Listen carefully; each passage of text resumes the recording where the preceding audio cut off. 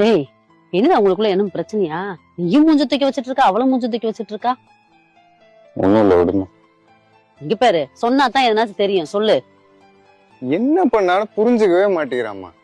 சின்ன சின்ன விஷயத்துக்குலாம் சண்டை போட்டுக்கிட்டே இருக்கா. டேய், எப்ப பாரு நம்ம குடும்பத்தோட புராணத்தை பத்தி பேசிட்டு இருக்க அவட்ட. புராணம்னா என்ன?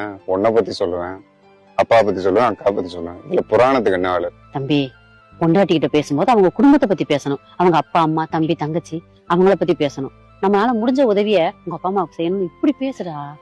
இந்த வார்த்தை தான் அவன் மனசுக்கு குளிர வைக்கும். எப்ப பாரு நம்ம குடும்பத்தை பத்தி பேசிக்கிட்டு. இங்க பாரு, சம்பளம் வாங்கிட்டேனா அவன் சம்பளம் வாங்கி பொண்டாட்டிக்கு நகை வாங்கி தரான், நட்டு வாங்கி தரான். என்னால எதுவும் உனக்கு வாங்கி தர முடியலன்னு அவகிட்ட கொஞ்சம் தன்மையா பேசுமே. சண்டை போட்டுக்கிட்டே இருந்தீங்கன்னு வச்சுக்கோங்க, சந்தோஷம் கெட்டு போயிரும். நிறைய பேர் வாழ்ற வாழ்க்கையே வார்த்தையில தாண்டா. புரிஞ்சுக்கோ. சரிம்மா, இனிமே அவகிட்ட புரிஞ்சுக்கிட்டு நான் பழகிறேன்.